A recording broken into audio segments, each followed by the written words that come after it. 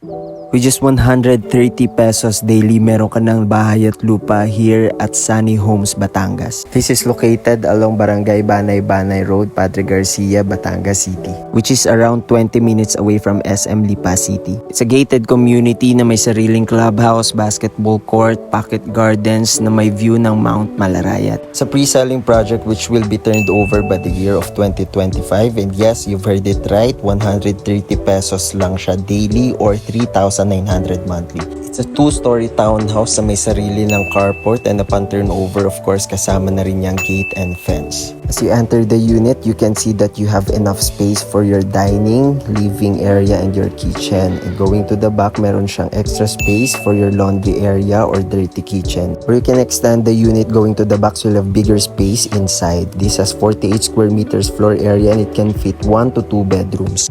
We have few units left. Message me on Viber or WhatsApp. Again, I'm Air, your international property specialist. See you on the next video.